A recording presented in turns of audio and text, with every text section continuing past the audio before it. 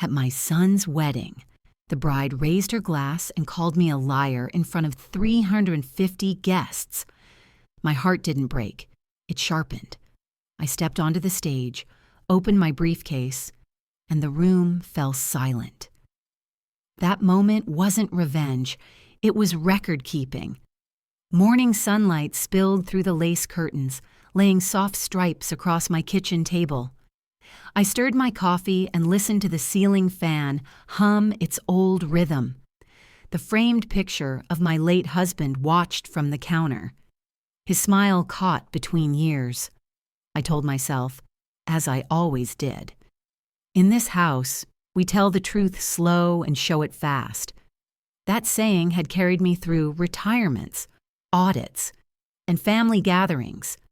I checked the garment bag by the door, zipped up the navy dress, and touched the brass key hanging from my wrist. My briefcase rested on the chair beside me like an old ally. The phone rang. That landline I never disconnected. Miriam Kiles, my former mentor, spoke before I could greet her. "Eveline, you got a minute?" Her voice carried the same weight it always had when numbers were about to matter. She told me someone in Atlanta was talking again, about that foundation I built, about Corinne claiming she rebranded my work after cleaning up the mess I left. I closed my eyes and breathed through my nose. "Do you have the program copy?" I asked. "Already shipping it overnight," she said. I grabbed a notepad and wrote dates, names, and sources. "Never argue a rumor," I said softly. "Timestamp it and let it testify later." She chuckled. "If they try you, let the paper talk." When we hung up, I stared at the briefcase. Its metal hinge winked in the morning light. The drive to Charleston stretched ahead of me, I-16 rolling east like a ribbon of old promises. I counted the miles as if they were beads in a rosary, mortgage ledgers, donor reports, tax filings, all the paper that once told the story of my worth. Corinne had charm, youth, and a good camera smile, but she never had those receipts. Langston, my son, had warned me, "Mama, don't make waves." I smiled at the memory. "Baby," I whispered to the road, "waves don't ask permission." At a rest stop, I texted him, "Proud of you. Let's keep tomorrow simple." He replied with a heart emoji and a nervous note. "Corinne's family wants a run-through tonight." I didn't answer. I managed my breath instead. Older women know how to stay steady, control the air, control the blood, control the scene. The Belcourt Hotel glowed like money, marble floors, brass railings, and flowers arranged to look casual but cost a fortune. I wheeled in my bag and kept the briefcase in sight. Avery Vale, Corinne's brother, greeted me with the kind of grin that practiced control. "We'll take care of VIP seating. Miss Doss, we do things clean." I thanked him, already noting how he positioned himself between the staff and me. At the desk, the concierge confirmed a courier delivery from Atlanta later that evening, Miriam's packet. As I turned, Corinne floated toward me, perfume first. "Ms. Doss, can't wait to align our narratives this weekend," she said. I smiled back. "Narratives align themselves when facts show up." Her smile cracked for half a second, then froze again. Later, I walked through the ballroom, admiring the place cards spread out like a census of respect. My name caught my eye. "Mrs. Doss, guest of groom." My throat tightened. Not mother of the groom, just a visitor. Beside it, the Vale family shone in gold. I motioned to a planner, who chirped.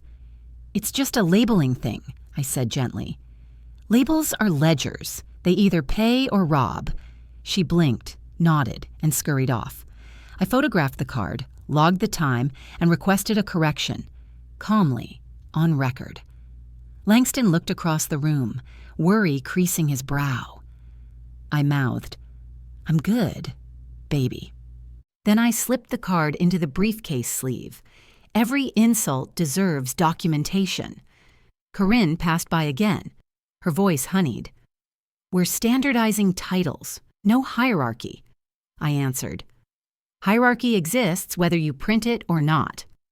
Avery offered to move me for camera balance. I smiled. Balance without truth is decoration. They didn't reply. I texted Miriam. Card mislabeled. Will log correction. Her answer came quick. Keep receipts. Packet on the way. I exhaled and reminded myself, let the children play dress-up. Grown women file evidence. That evening, I waited by the concierge desk. The courier was delayed. The clerk said, my phone buzzed. Langston again. Mom, small thing. Corinne wants to give a toast tomorrow. Says it'll be candid. I stared at my reflection in the polished marble floor. Candid's fine, I said. So is documented. Just then, the elevator opened and a bellman stepped out with a sealed envelope. For Ms. Doss, he whispered. I took it, my thumb trembling once before it steadied. I didn't open it. I wanted the moment to breathe. Tomorrow, if noise came, I would bring paper. I carried the courier envelope up to my room and shut the door behind me. The briefcase sat on the desk like a silent judge. I told myself, open what proves, ignore what provokes. I took a photo of the sealed packet beside the hotel clock showing 9:07 m, time-stamped it, and filed it under wedding evidence, day 1. Then I slit the edge and pulled out a glossy magazine spread. There she was, Corinne Vale, smiling beneath the headline, founder of the Unity Women's Fund. My own mission statement echoed back at me word for word. Miriam's handwriting marked the margins. Dates, sponsors, page notes. I held the paper to the window. The watermark was ours. If you copy a legacy, I murmured, you copy its fingerprints. I slipped the spread into a sheet protector and logged a voice memo. Artifact received, verified, stored. I called the magazine's weekend desk. This is Eveline Doss. You published a founder feature on Corinne Vale. I'd like your freelancer's source notes. The young operator promised to forward my request. I texted Miriam, sponsor deck match? Her reply came fast. Exact font. Same color codes. I composed an email attaching a page from our 2012 report, stamped and signed, subject line, correction request, founder attribution. Then I phoned 2 donors. Just confirming your records list the correct founder, I said. One sounded puzzled. Didn't Corinne revive your fund after issues? I smiled thinly. No revival needed, it never died. I logged the calls, printed my email, and asked the business center clerk to initial the time, a neutral witness, simple, solid. At rehearsal, the event manager handed me a new card labeled Mother of the Groom. I thanked her and requested the update log for catering accuracy. Avery Vale brushed past, phone in hand. We fixed the title thing. Ms. Doss, big weekend. Let's keep smiles. I answered. Smiles are honest when facts are. Langston squeezed my hand. Thanks for rolling with it. Mom, I just said, handle your vows. I'll handle the truth. I tucked the corrected card behind the misprint. Before and after, evidence in sequence. When Corinne proposed a family dinner for alignment, I agreed, suggesting a public restaurant. Receipts tell better stories than memories. That evening, I reserved a window table at the Gilded Table. I texted Corinne, dinner at 7, my treat. I'd love to hear your vision for the women you serve. I noted every detail, server name, table number, lighting good enough for photos. Before leaving, I reminded myself, ask questions that trap only the liar. Miriam's voice echoed through my phone. Don't swing first. Make her swing. Corinne arrived 10 minutes late, glowing with the confidence of a borrowed crown. Ms. Doss, You look radiant. Tonight's about legacy alignment. I smiled. Legacy's steady when records are... She laughed, waving a book titled How to Spot Scammers. Isn't this wild? People think nonprofits are smoke and mirrors. I replied. Smoke clears around audits. Her smile thinned. I asked, when did you register the Unity mark? She hesitated. We're finalizing paperwork. I pressed gently. And those brand materials from Atlanta?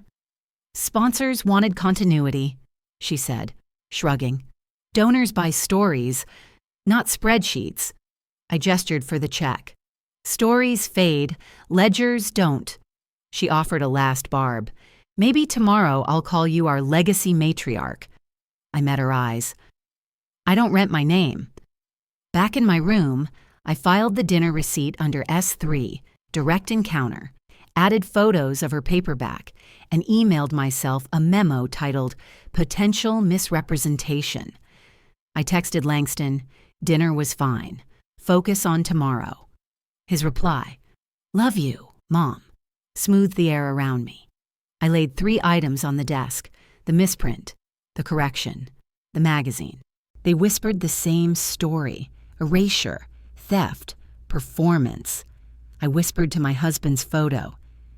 Tomorrow, if she brings noise, we bring paper. The briefcase clicked shut beneath the lamp's gold circle. I turned off the light and let Charleston fall silent around me. I woke before the sun. The hotel curtains glowed pale gold, and the air smelled faintly of salt from the harbor. My coffee steamed on the table while the briefcase sat in the window light, heavy and waiting. I checked my list, dress pressed, shoes polished, charger packed, the tabs marked S2 and S3 tucked inside the folio. I whispered an old prayer from home. Lord, make my mouth soft and my records hard. My phone buzzed. Langston's message read, love you too, Mom. I smiled, typed back, proud of you. Keep it simple.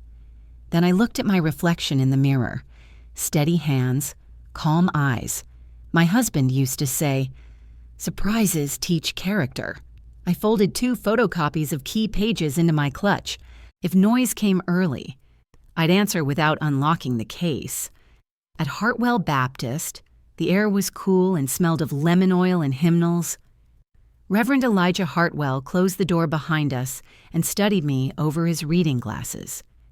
Eveline, he said quietly, if they put your name in their mouths, will you let God keep your name in His book? I answered, Reverend, I won't trade peace for pretense. If they lie out loud, I'll show the truth out loud. He smiled sadly.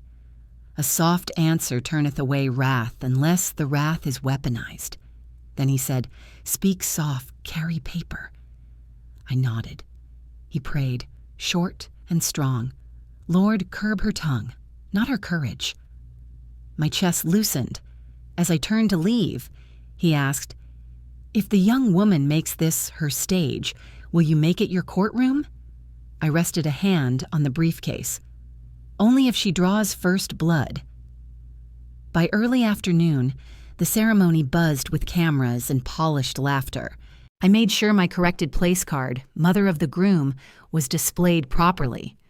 I even photographed it. The sound technician checked the microphone. No hot mics today, ma'am. I smiled. That's all I ask. Corinne floated by in lace and sparkle, her perfume thick as sugar. Today's going to be a story, she chirped. I replied evenly. Stories are kinder with facts. Langston's hands trembled when I hugged him. Breathe, baby. Vows are promises, not performances.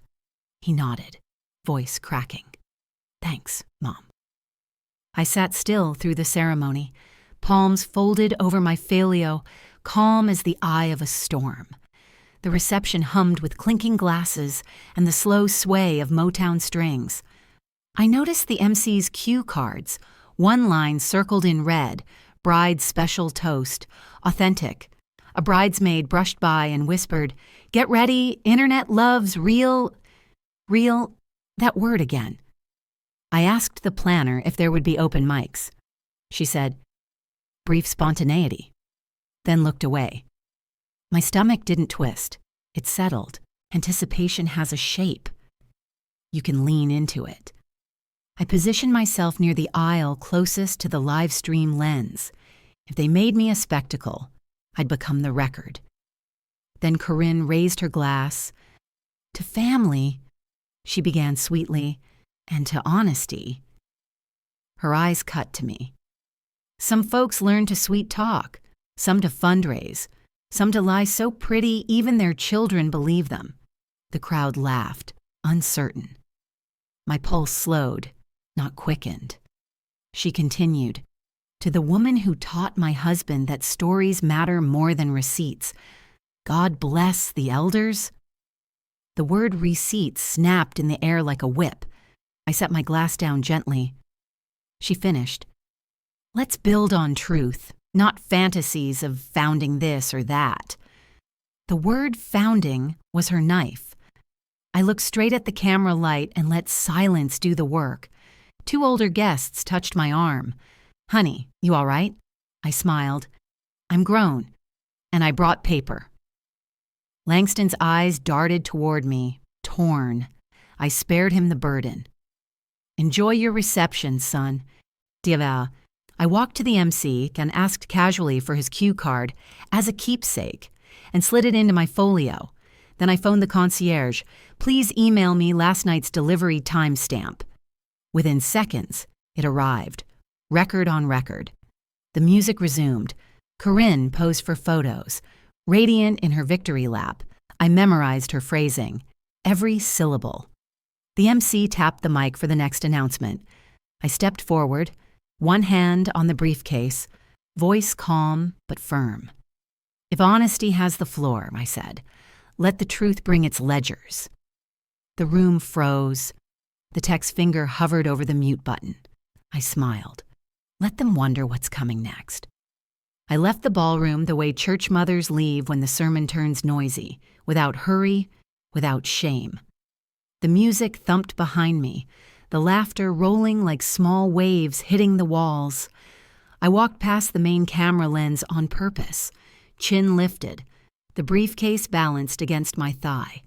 Calm is its own armor. At the door, I told a waiter, please send a plate to the side lounge. He nodded, grateful for someone speaking softly in a storm of celebration. On my way out, I asked the AV tech for a printout of the updated schedule that added, Bride's Authentic Toast. He stamped it and handed it over. I slid it into my folio like a closing note in a hymn. My phone buzzed. Langston texted. Enjoying the reception? I replied, nearby. Don't worry.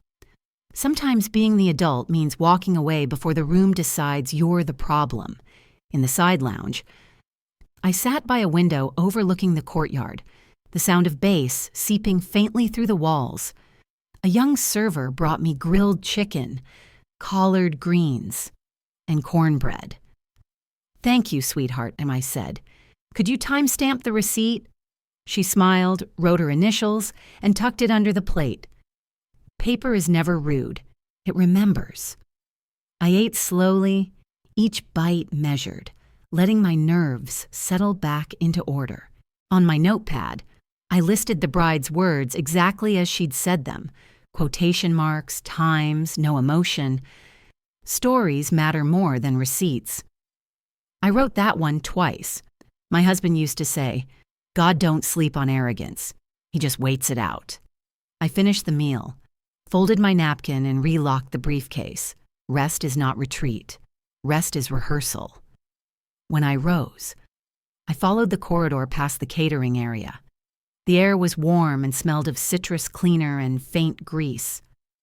I saw the side door propped open toward the loading dock, a small group of hotel staff clustered near the live stream monitor, the chat scrolling like wildfire.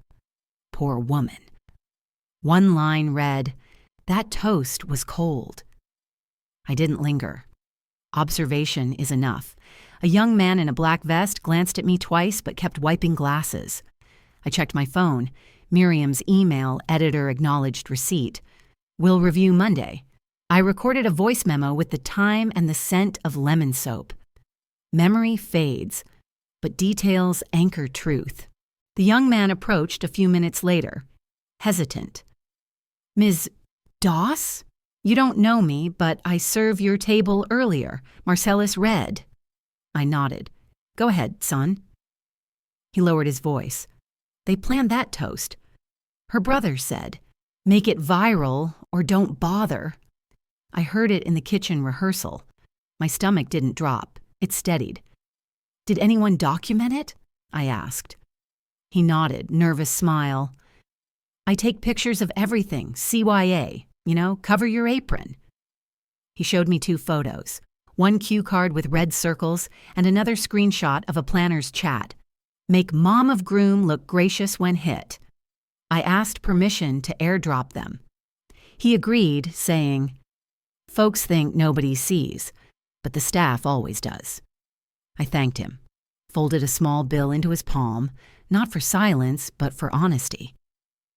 I went straight to the business alcove, emailed myself the images.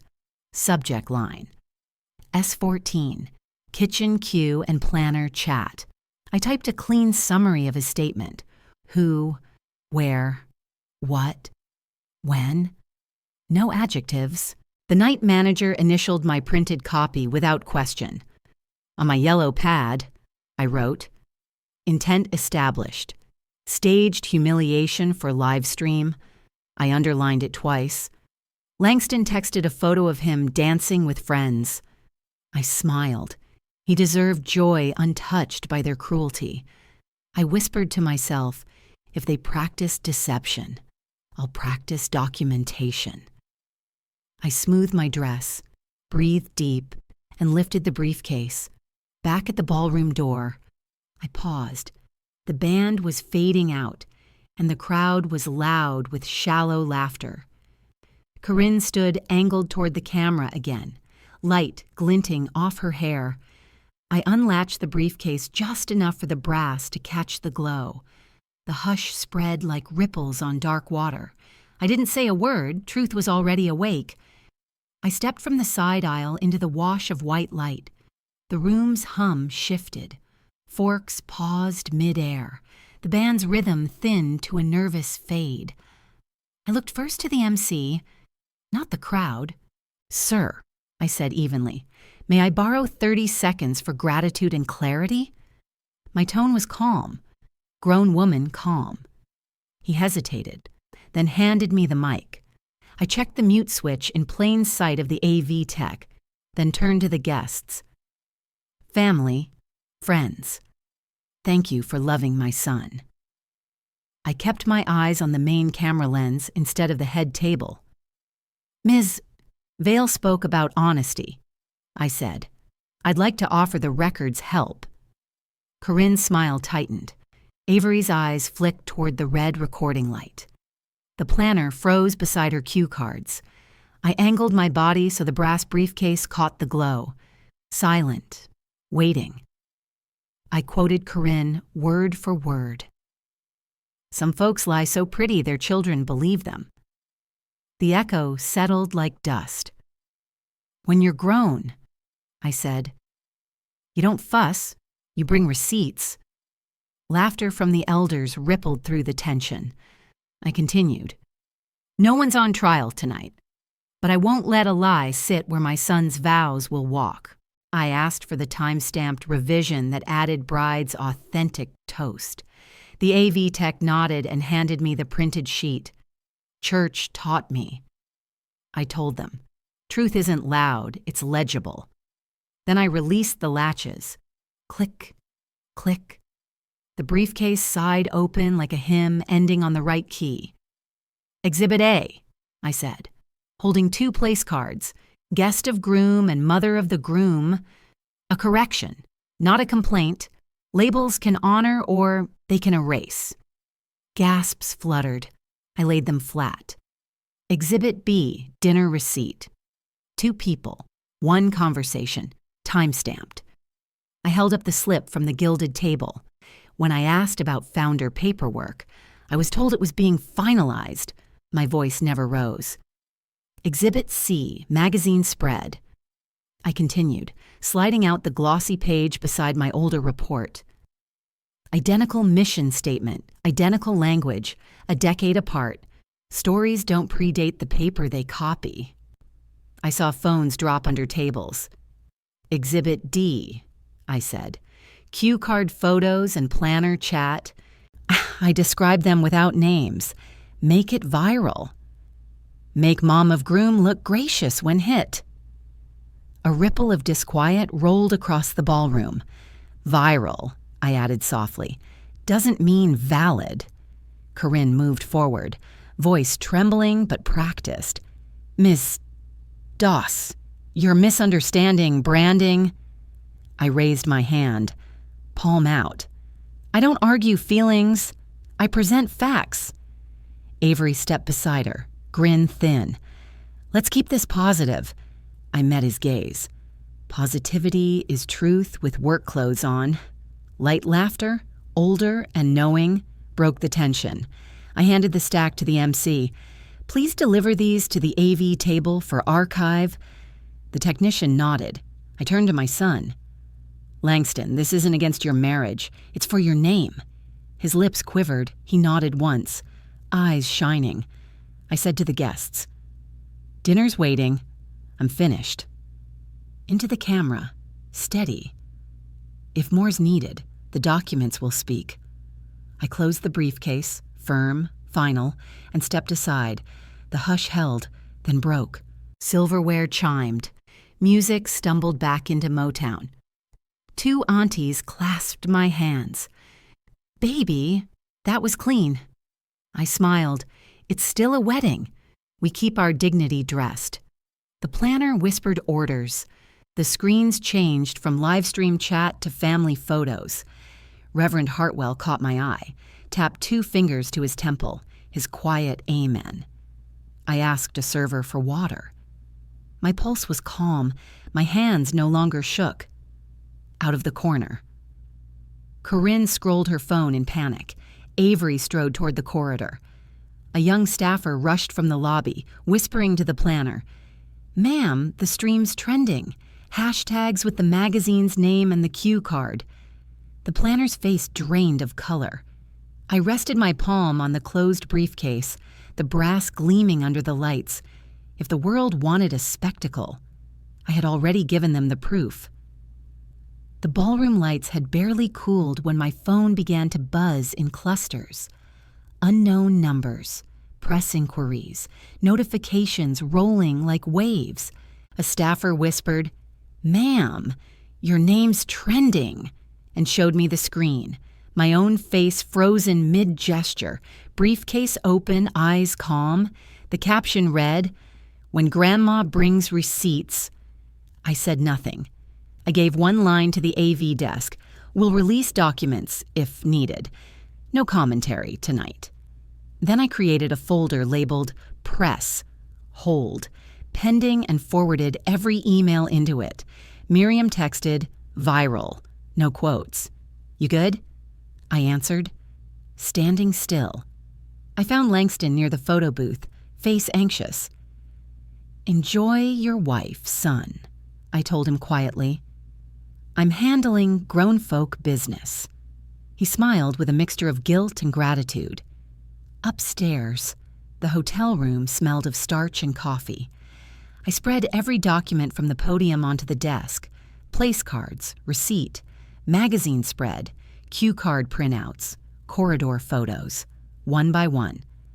I scanned them into labeled files, 2024 5-12-23 Coin 4 Belcourt and so on. I uploaded them to my encrypted drive, set 2-factor authentication, and typed a chain of custody note, handled by E. Doss, witnessed by Ja Ikel Lane. Night manager, 11:47 p.m. I drafted a holding statement for Monday. Corrections requested, no further comment. Then I blind copied my attorney with the folder link and a single line. For the record, not a reaction. By midnight, I locked the briefcase. slid it under the garment rack, and lay down. Sleep came easy when paper did the talking. At sunrise, I packed, turned in my key, and drove south toward Savannah. The road was long and flat, mist hanging low over the marsh. I kept both hands on the wheel and called the magazine's weekend editor. "This is a correction request with documentation," I said into voicemail. Then I called 2 major donors. "You'll see headlines soon. Our filings are intact." Each answered, "We trust your paperwork." Reverend Hartwell picked up on the first ring. "Reverend," I said, "I won't be cruel." He replied, "There's nothing cruel about truth." I left one last message for Detective Lorna Ash in Financial Crimes. "Potential misrepresentation of donor materials. I have files." When a podcast producer texted for an interview, I wrote back, "Elders don't do hot takes. We do sworn statements." By mid-morning Monday, my silence had legs. A 30-second clip of me opening the briefcase hit 1 million views with captions, "Receipts and speeches and let the elders teach." A blogger posted side-by-side screenshots, Corinne's founder profile next to my archived report. Same words, same layout. The magazine tweeted, "We are reviewing the 2019 article." Tess Rowland, a former PR assistant, emailed from a burner address. I have proof of staged authenticity campaigns. I sent her a secure upload link. Meanwhile, Avery posted, "Tonight was about love. Negativity isn't welcome." The comments swarmed. "Show the filings then." I logged into my foundation's quiet page and typed, "Good morning. Documents don't panic." Then I logged off and brewed tea. Detective Ash called before noon. "Ms. Doss, we're opening an inquiry. Please send your document index." I did, 13 entries, linked and numbered, from trademark filings to AVQ photos. My bank's nonprofit desk flagged account alerts. I approved. The magazine retracted Corinne's byline and scheduled a legal review. The hotel's AV manager forwarded the raw video and checksum verification. I archived it. By late afternoon, an ethics board email arrived copying Corinne's team. Clarification requested regarding founder claims. I didn't respond. I filed. That evening, Langston called from his honeymoon suite. "Mom, did we ruin the honeymoon?" he asked softly. "No, baby. We protected your name." He sighed. "She says you embarrassed her," I answered. "A lie embarrasses itself when the truth shows up." I offered dinner later that week. Just us. No talk of the internet. He agreed. On my porch in Savannah, I sipped sweet tea, the air thick with cicadas. Miriam texted. "Finished the 48 hours," I typed back. "Almost there. It's 7:42 p.m. Tuesday. My inbox pinged twice. Detective Ash. "Formal statement tomorrow. One of her contractors reached out." Then the magazine posted, "We regret the error in attribution pending final review." I opened the briefcase and slid in a new folder labeled S9, Agency Actions. The brass caught the evening light. Tomorrow, the talking would end, and the testimony would begin. I began the morning with oatmeal and decaf on my porch, the moss lifting in slow ribbons over the yard. The briefcase sat open on the wicker ottoman, tabs lined like calm soldiers. S2, S3, S4, S6, S7, S9, S14. I took my blood pressure pill, set my water timer, and reminded myself, don't rush justice. Keep your body steady. Overnight. The emails had stacked, the magazine's legal team confirming an ongoing review, a donor offering to support clarity, and an ethics coalition scheduling an extraordinary session. I typed 3 short replies. The documents will speak. I'm available for sworn statements. And transparency link to follow. Then a text to Langston. Breakfast Saturday. No talk of headlines. He answered, Yes, ma'am. I wrote my Wednesday list on a clean yellow pad. Preserve originals. Answer agencies. Document decency. By mid-morning, the hammer fell. At 9:12 at Tima. An email from the National Women's Philanthropy Board, copied to Corinne. Emergency review panel convening at 2 p.m. Evidence of founding requested. I forwarded it to my attorney. No comment, just the line. Not my fight to prosecute. Then a corporate sponsor announced a temporary pause on her campaigns. Their comms director called voice tight. We don't do authentic if it breaks trust. I replied, then fix the record, not me. At 10:05, Avery posted, we build impact, not paperwork. By 11, he deleted it, but screenshots travel faster than denial. At noon, I stood on my porch as a local TV van idled by. They asked for a statement. I lifted a stamped document and said, truth doesn't shout, it signs. The camera blinked. That was enough. The afternoon carried a quieter rhythm. I texted Reverend Hartwell, today won't be loud, it'll be long. He answered, mercy isn't forgetting. I wrote to Corinne through her counsel. No public sparring. Provide your filings, I'll do the same. May you find courage.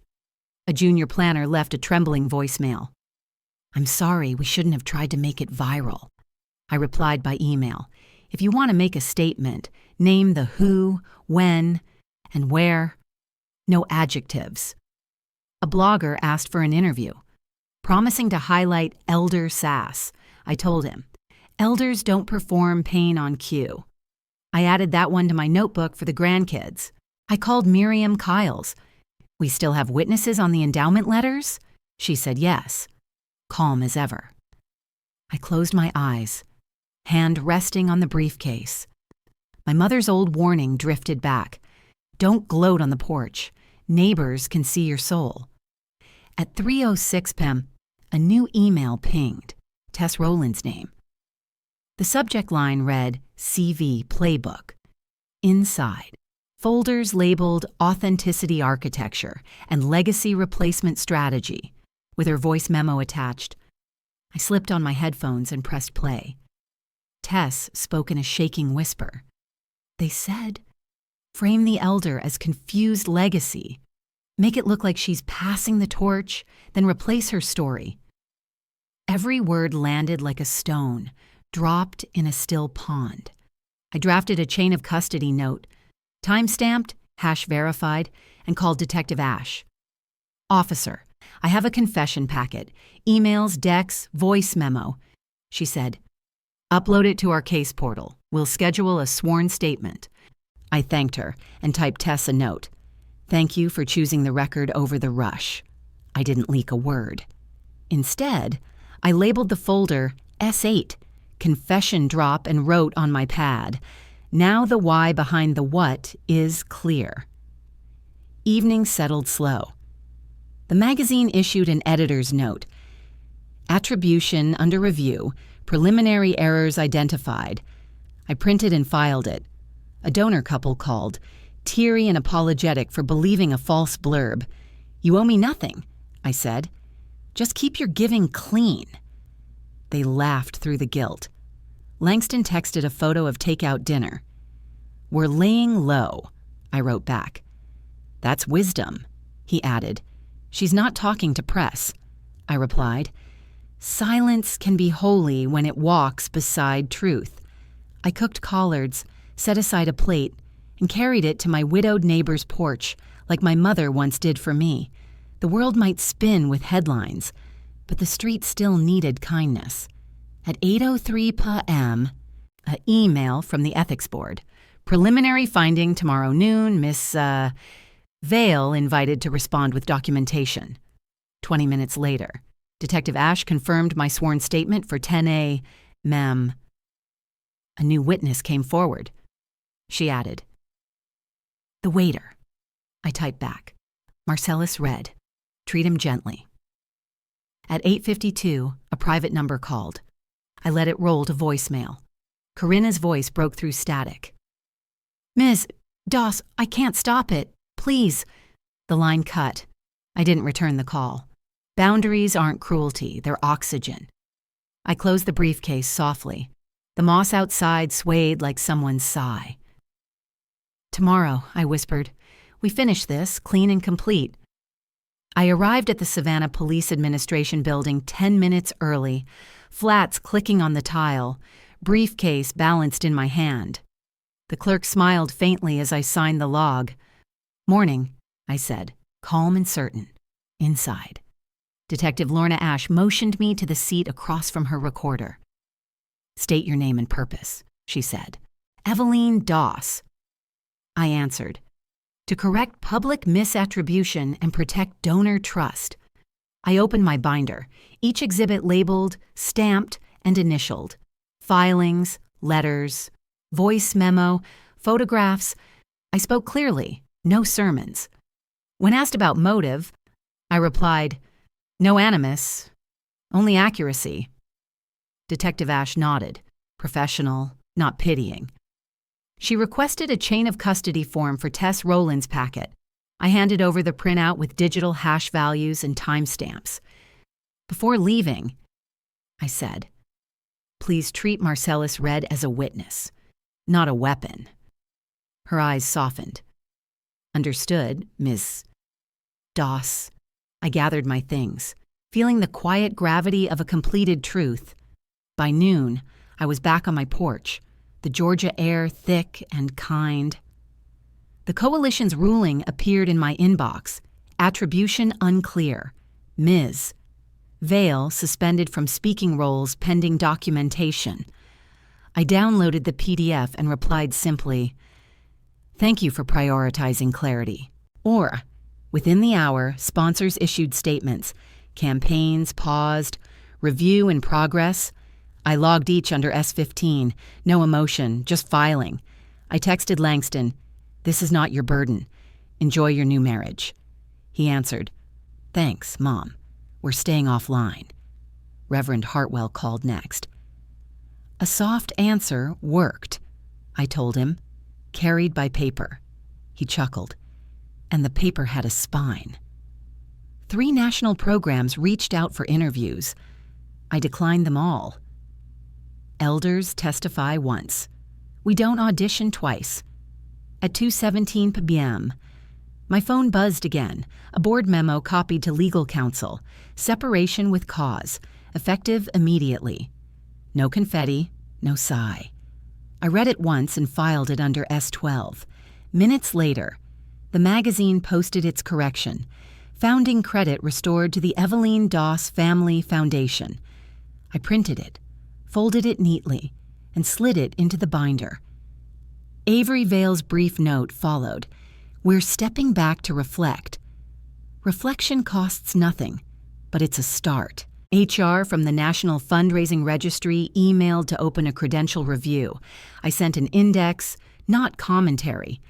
My banker confirmed that donor alerts were cleared, no irregularities. I slipped the signed statement into the briefcase like a hymn finished at church. Then I texted the aunties group. "We are done.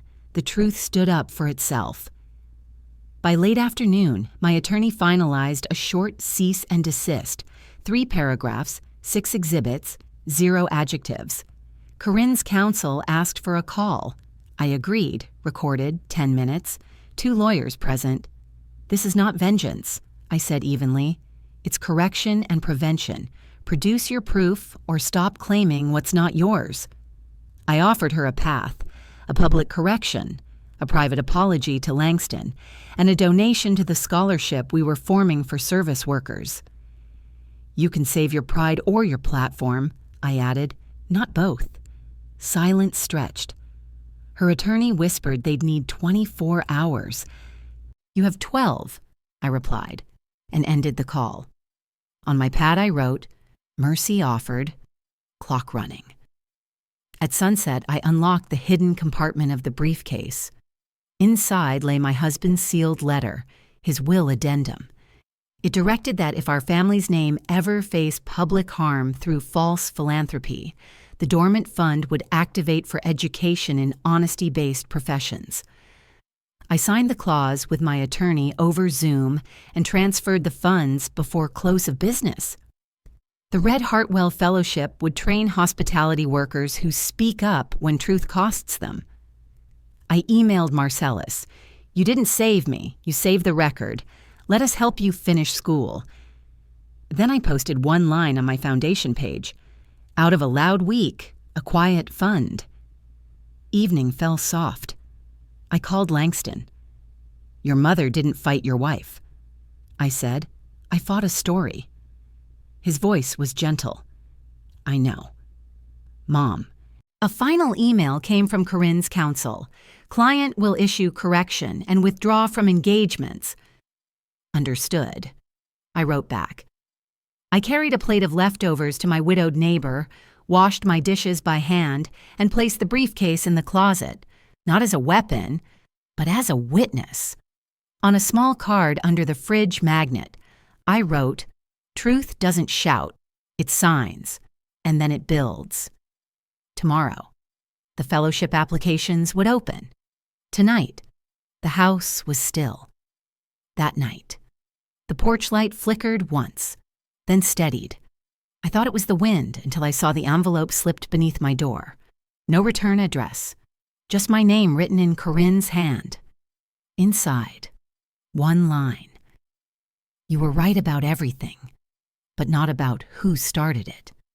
The crickets went silent.